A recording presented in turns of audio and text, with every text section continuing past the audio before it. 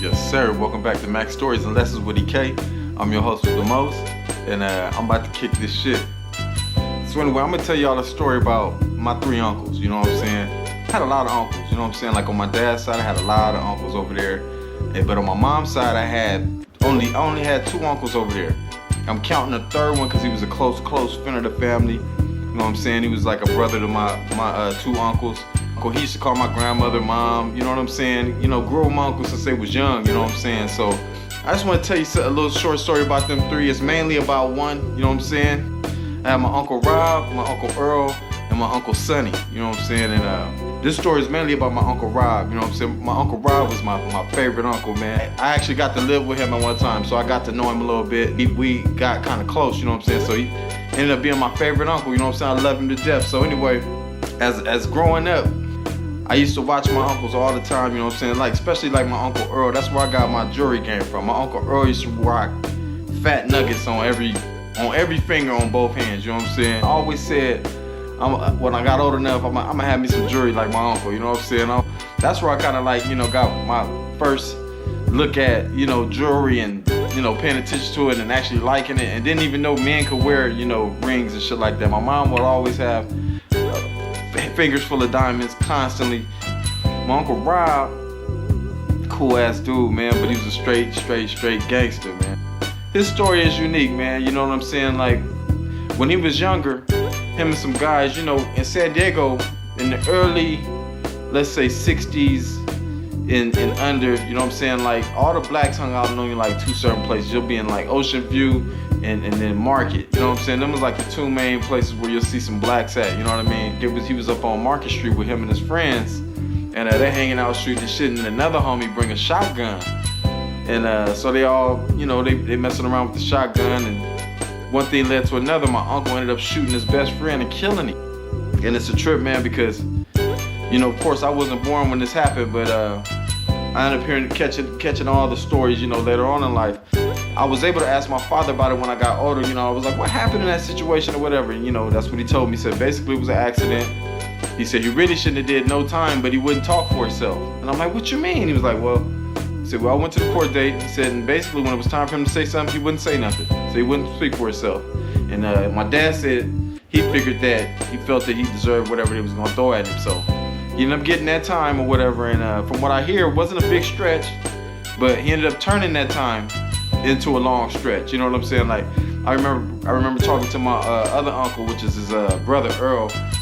I never seen nobody turn, I can't remember what the exact time he said, he turned like a 2 to 3 to 15 years or something like that. He said, and he worked hard at it. I'll never forget my uncle said that.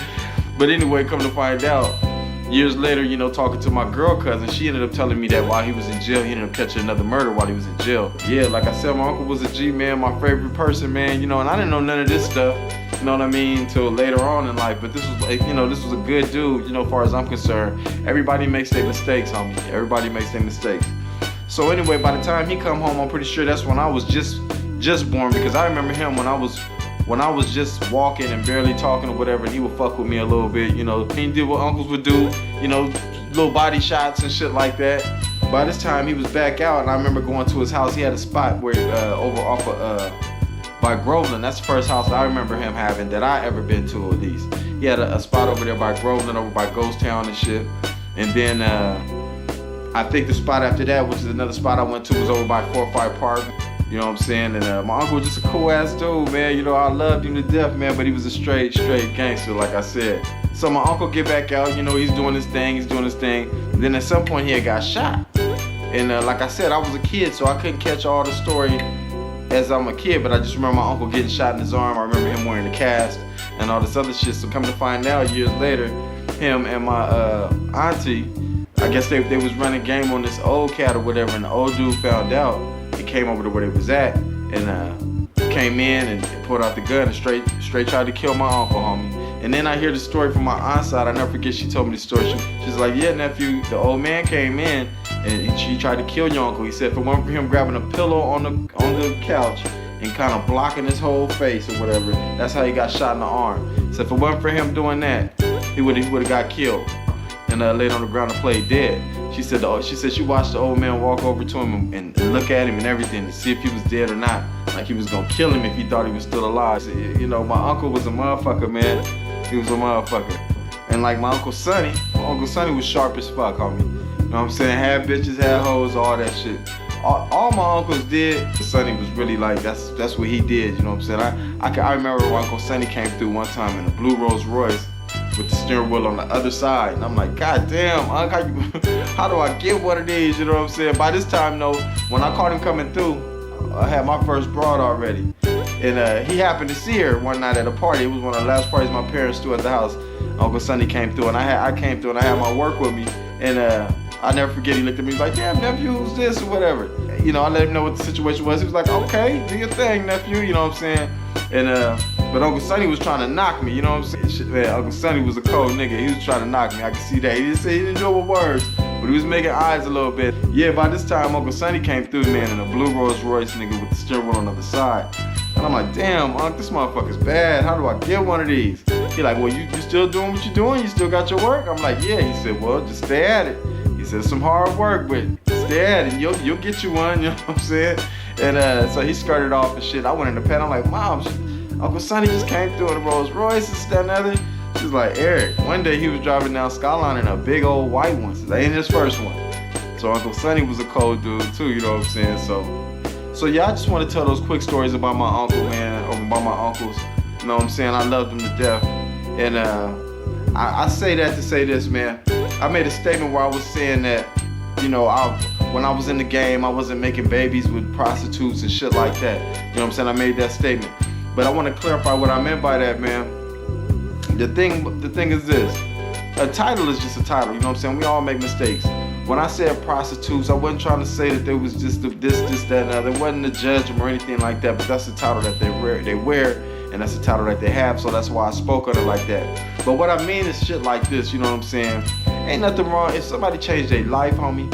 You know what I'm saying? Two individuals changed their life, and they decided to have kids. Ain't nothing wrong with that, man. But my point is, I would never have kids in the game while I'm actively in the game. You know what I'm saying? By a girl that's actively going and I'm actively sending her, I would never have babies in a situation like that. So I want to clarify that because people might have took what I was saying the wrong way.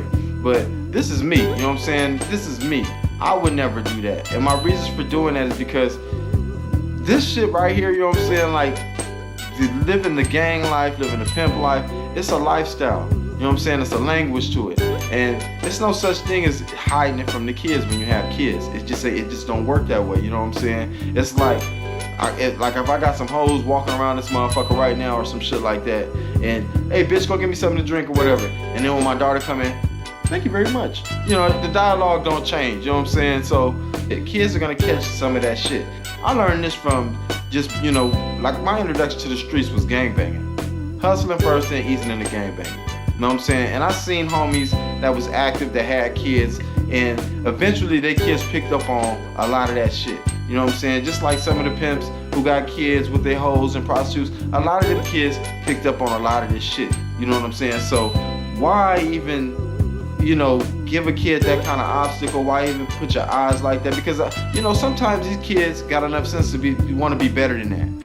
You know what I'm saying? I'm not doing what my dad did. I'm not doing what my mom did. I want to be better than that. Sometimes they got enough sense to do that. But the odds are so hard and slim for them when they grow up in a house where the mom and dad is gangbanging or the mom and dad is pimping and hoeing or whatever the case may be. Now, when those people change their life, I understand having kids then. You know what I'm saying? Because now your life has changed. Now you can teach them a little bit something different. But while you live in that lifestyle, because like I said, it's a lifestyle. You know what I'm saying? The language ain't gonna change just because so-and-so walked in, my youngest walked in the door, so now I'm gonna start talking like I'm a deacon or some shit like that. It don't happen like that. You know what I'm saying? So that's why I said I would never have kids with a prostitute or whatever. I should have clarified that. I didn't mean it like that exactly. You know what I'm saying? Like I said, that's just a title. And when people change their life, it's different. Then I understand it. But why would you want to bring a life in that type of situation is my whole point. You know what I mean? Why give them kind of eyes? You know what I'm saying? It's like me being a pimp and I make a kid with a prostitute or whatever. And we look at each other and say, we're going to try to get this kid to be a lawyer. You know what I'm saying? What are the odds of that really happening? You know what I'm saying? If our lifestyle don't even, you know, lead to that most likely. You know what I'm saying? Sometimes this shit skips generations. Like my mom and dad, they worked hard. They didn't get involved in none of this type of shit. But I had uncles, you know, so a generation over might have been involved in some shit. You know what I mean? And sometimes these certain things will pass along to the kids, to the nephews, to the whatever you want to call it. Like my uncles didn't never do none of this stuff directly in my face. I knew of it, and that's not why my uncle became my favorite uncle. You know what I'm saying? It was because the person I knew, you know what I'm saying, and the person I loved. Yeah, they might have made their mistakes or whatever, or my uncle might have made his mistake, but nah, that's not the person I knew or met. You know what I'm saying? So I just want to put that out there, man. I'm glad y'all joined me again for Mack Stories and Lessons. Hope y'all catch me next week for another one. And I just want to keep this one short. I'm saying I love all y'all. I hope y'all be safe. If y'all out there in the game, man, be the best you could be in it. You know what I'm saying? And be safe, be fair. Do what you got to do, homie. This shit I'm kicking, man, you ain't got to listen to me. You can do whatever the fuck you want. You know what I'm saying? This is my truth. You know what I'm saying? Y'all do not have to change your life because I did or because I'm saying you should. You do what the fuck you want to do. Mack Stories and Lessons with a K, and I'm out.